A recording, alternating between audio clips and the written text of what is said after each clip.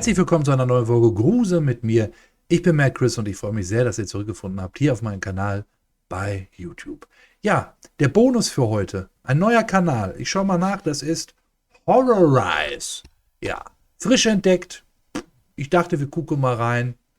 Ja, also Abfahrt für Horrorize. Ja, Horrorize. Wir haben hier gruselige Erscheinungen, die die Polizei nicht erklären kann.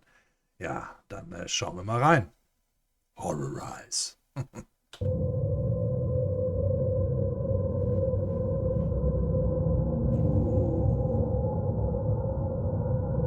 Number 5. In August 2023, a Boah, was für eine Stimme. tragic event unfolded in Ohio that shook the community. Police in Blendon Township, a suburb of Columbus, released body cam footage that revealed a heart-wrenching incident. It involved the fatal shooting of Takaya Young, a 21-year-old pregnant black woman. The dreadful incident occurred on August 24th when Takaya was in her car outside a Kroger grocery store. Officers were there to question her for alleged shoplifting.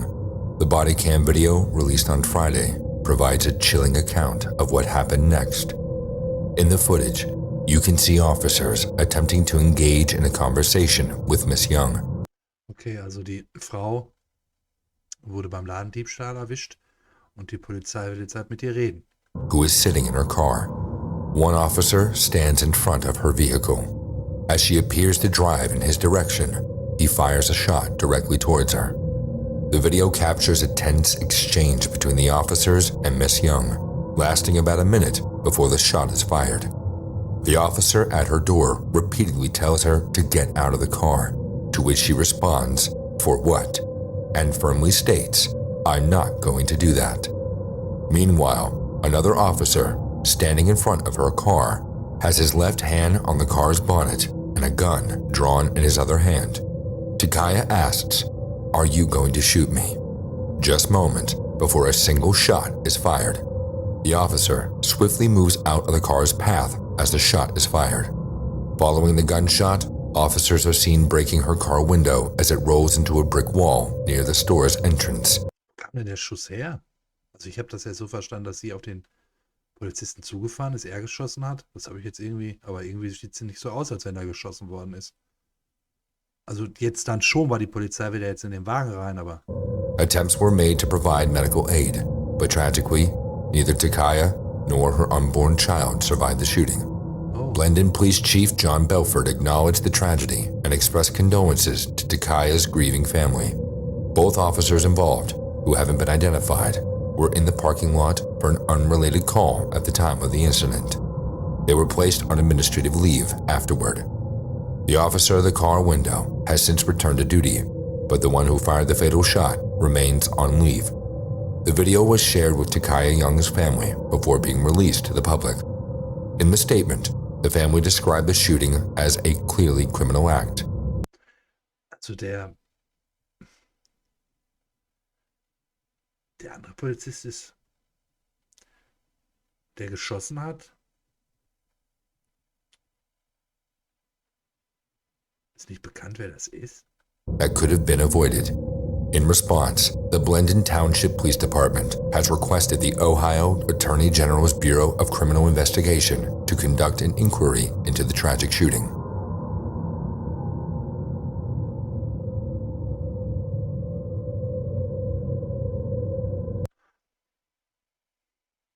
Was ist jetzt daran so unerklärlich? Also die ist auf den Polizisten zugefahren, der hat dann halt geschossen, weil sie wollte ihn ja umfahren. Ne? Denn in den USA wird halt nicht groß gezögert. Ne?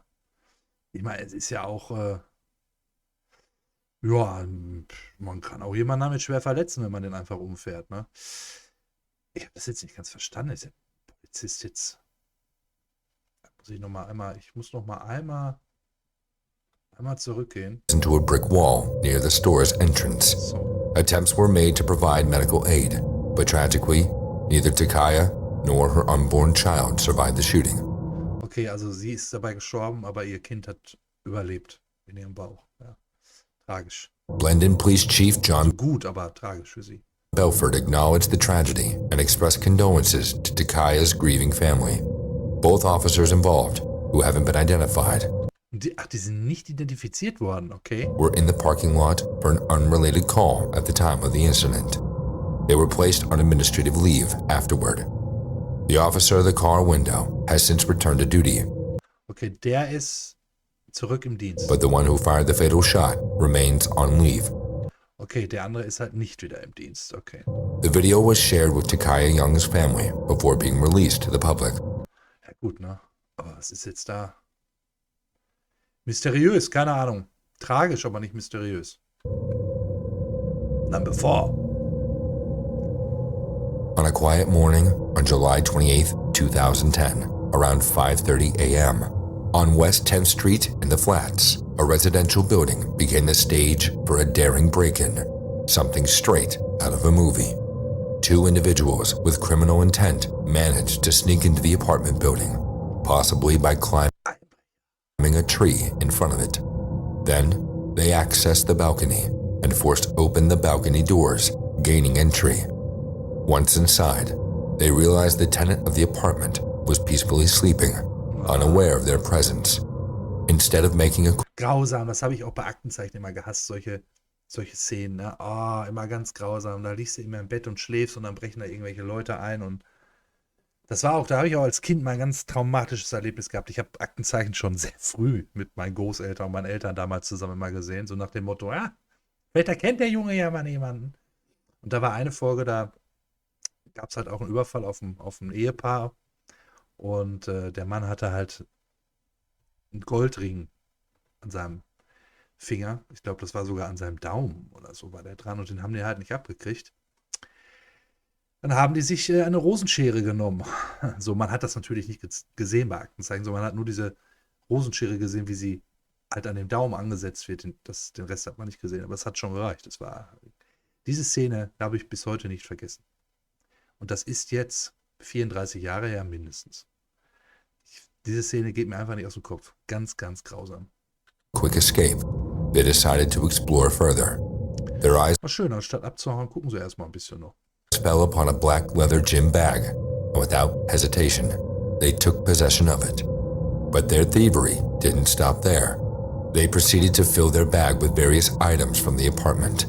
Their luck seemed to grow when they stumbled upon the owner's car keys. Now, they had control over more than just stolen belongings. Security cameras within the apartment building recorded their every move. As they exited a stairwell and went into the parking garage, they suddenly realized they were under surveillance. Despite their initial fright, they pressed forward with their mission. Eventually, they located the owner's black Jeep Cherokee. After some confusion about how to open the garage door, they successfully made their escape. The stolen vehicle, a 2008 black Jeep Cherokee, was later discovered near East 43rd Street off Cedar Avenue. Describing the suspects, they appeared to be two young black males, roughly 18 to 20 years old, standing between 5 feet 8 inches to 5 feet 10 inches tall, weighing around 180 pounds. In the video footage, one of them had a very short haircut, almost balding, while the other had a stockier build with slightly more hair and notably no facial hair. Sind ja eigentlich gut zu erkennen, ne? Muss man ja, also die Bildqualität ist jetzt nicht gut, aber ich denke mal, wenn man da ein bisschen dran arbeitet, ja, identifizieren könnte man den. Das ist jetzt ja auch rangezoomt, das war ja gerade normal, ne?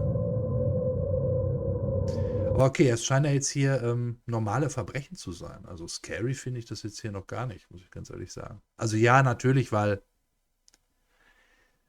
scary, weil die halt da in die Bude rein sind und die Leute dann noch schliefen. Die haben denen zum Glück ja auch nichts getan.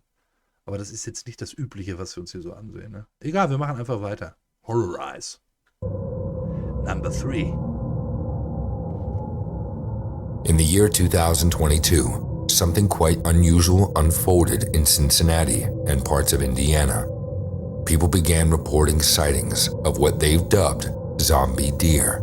Now, before you Jetzt kommen wir dem schon näher. Ein Zombie-Reh. Ich finde das in den USA sowieso gut, da wird, was die Polizei so macht, sowieso viel veröffentlicht in manchen Gebieten, in manchen Staaten und in manchen Communities und so. dass man dann auch weiß, welche Verbrechen dort passiert sind. Teilweise Bodycam-Aufnahmen und so weiter. Also es ist ja sehr stark zurückverfolgbar für den normalen Bürger. Finde ich eigentlich sehr gut, muss ich sagen.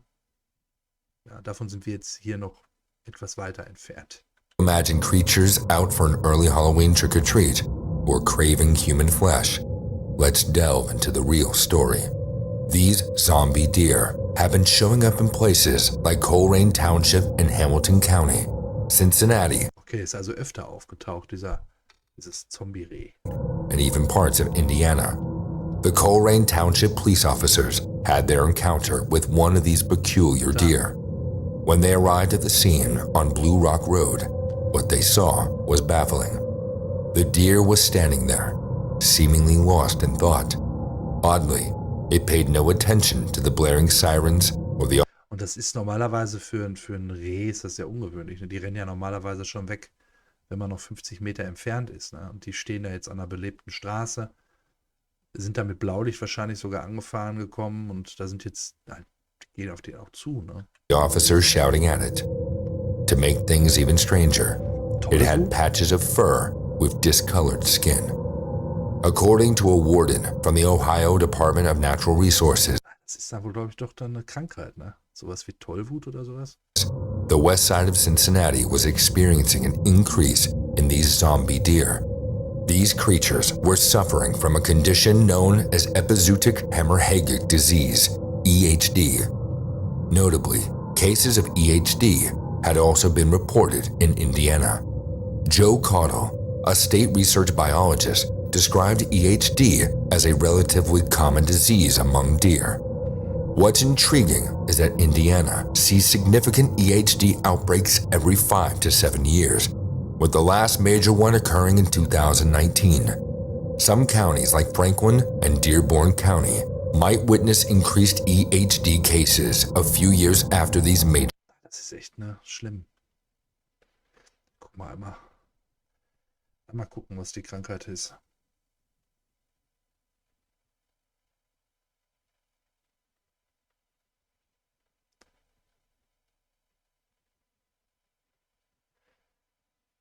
Aha.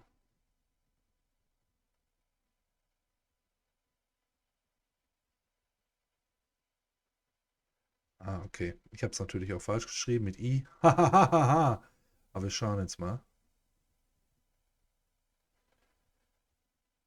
Okay. Was steht hier? Also Menschen können schon mal nicht infiziert werden. Das ist schon mal sehr gut.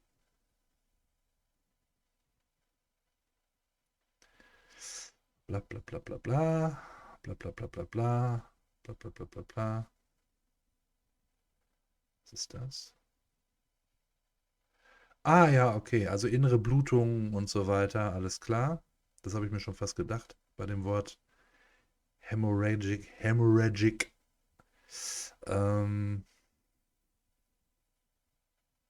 Ja. Es befällt nicht nur Rehe übrigens. Auch Elche und so weiter. Ist ja auch eine Art Reh, ne? Nur in groß. Blaue Zunge, blaue geschwollene Zunge, okay. Ja, das ist echt nicht schön. Ich kenne das hier aus Deutschland, weiß ich gar nicht. Habe ich noch nie was davon gehört.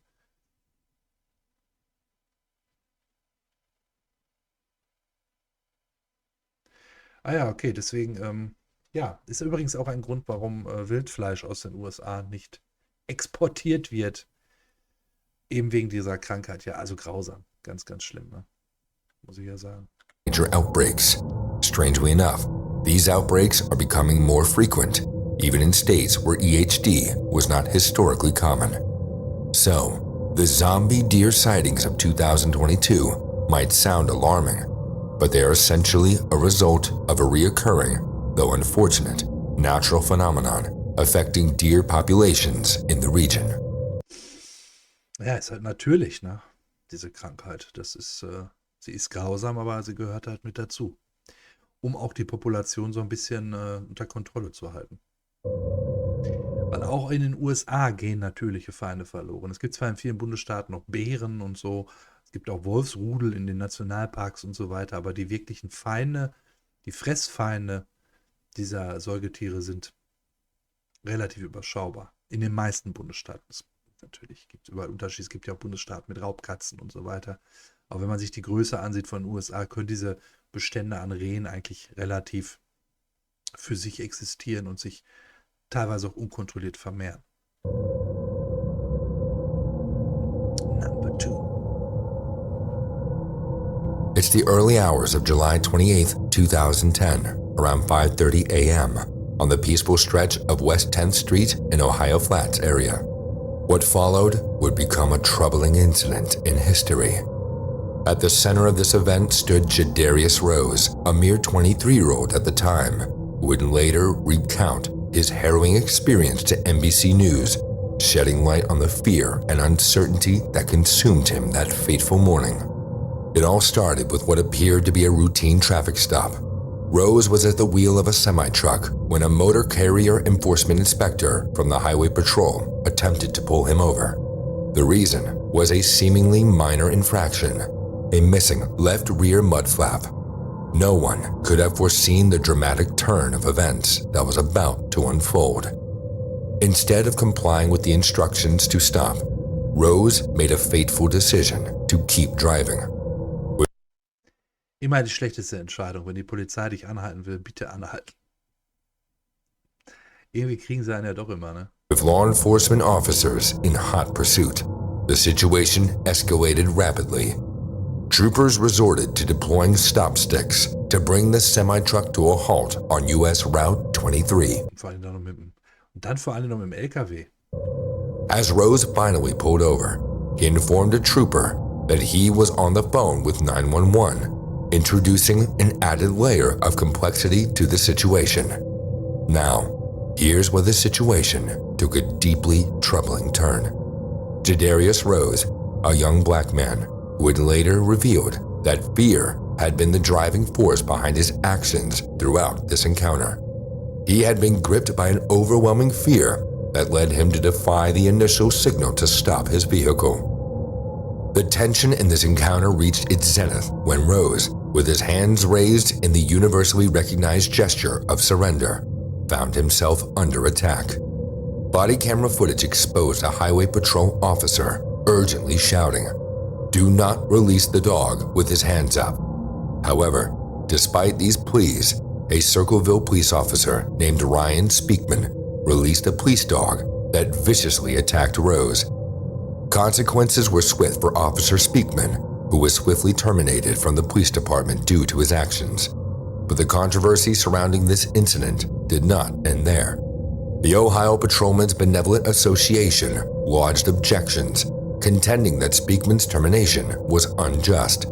This led to the filing of a grievance, further complicating. Okay, also der hat sich also dazu entschieden, einfach mal seinen Polizeihund loszulassen und den Typen attackieren zu lassen. Ne? Das ist zum Glück auch nicht mehr im Dienst. Ja. Ja, scary ist es, aber es ist halt es ist etwas anderes scary als sonst. Ich will mich dafür jetzt nicht entschuldigen. Aber es ist halt so. An already contentious situation. Civil rights attorney Ben Crump entered the fray, representing Rose and his family. Crump drew a chilling parallel between this incident and the injustices suffered during the civil rights movement. Rose, on his knees and hands, raised in surrender during the attack. Ja, und der hatte sich halt ergeben auch. Ne? Also der hat halt angehalten dann und wollte sich der Polizei auch stellen. Und dann hat der eine Officer halt einfach mal seinen Hund losgelassen, seinen Polizeihund. Jo, ne? Nicht so fein, nicht so schön. Vor allen Dingen, wie sich ja im Nachhinein herausgestellt hat, hatte er irgendwelche Angstattacken und so. Also so ein bisschen paranoid oder schizophren war er halt. Und ja, im Endeffekt war er krank. Had done everything to convey that he posed no threat. Crump questioned what more an individual could do to communicate that they meant no harm. Adding to the intensity of the situation, Rose had dialed 911 out of fear that the police might inflict harm upon him. Audio recordings released by the police underscored his apprehension.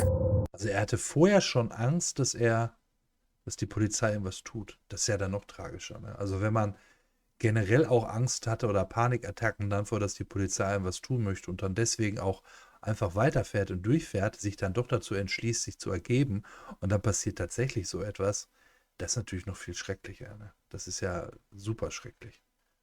Ja. Das ist dann vom Verfolgungswahn und unbegründeter Angst ist es dann leider zur Realität geworden. In one such recording, a dispatcher advised him to roll down his window. Rose's response was nothing short of a bone-chilling, "I did that last time," and all of them had their guns pointed at me. Ja, das ist halt, der hatte halt Angst er wurde schon mal irgendwie angehalten und dann haben alle ihre Waffe auf ihn gerichtet. Ja, es ist halt in den USA herrscht halt auch ein rauerer Ton, auch was die Polizei angeht. Muss auch einfach sein, weil auch dort die Verbrechen ein bisschen anders sind als bei uns. Ja, also auch allein die Waffengesetze zwingt die Polizei eigentlich dazu, so zu agieren und auch härter durchzugreifen und auch eher mal ihre Knarre zu zücken als bei uns. Ja, weil die Waffengesetze dort halt so lax sind und sich jeder Hans und Franz sich da eine Waffe besorgen kann. Das ist hier halt anders. Und deswegen ist das in den USA auch schon angebracht. Und es ist jetzt auch kein Geheimnis, dass Gruppen, die gesellschaftlich nicht so hochgestellt sind, eher schon mal Waffen besitzen und auch eher bereit sind, Gewalt einzusetzen oder auch halt, ich will es mal so sagen, sozial etwas verwahrlost sind. Und das sind halt oft auch Farbige, das ist halt einfach so. Weil die auch teilweise am Rand der Gesellschaft leben. Das hat viel mit Rassismus auch zu tun, selbstverständlich. Und wenn man in prekären Situationen lebt, dann gehört Gewalt auch oft einfach zum Alltag. Und das ist halt ein Teufelskreis. Ja. Diese Leute kommen halt auch schlecht aus diesem, ich will es mal so sagen, aus diesem Hamsterrad der Gewalt und des Rassismus auch nicht mehr raus. Ja. Und die Polizei die hat überhaupt keine andere Wahl, als so zu agieren. Das ist halt so. Leider. Das sind nicht alles Rassisten. Think I feel safe?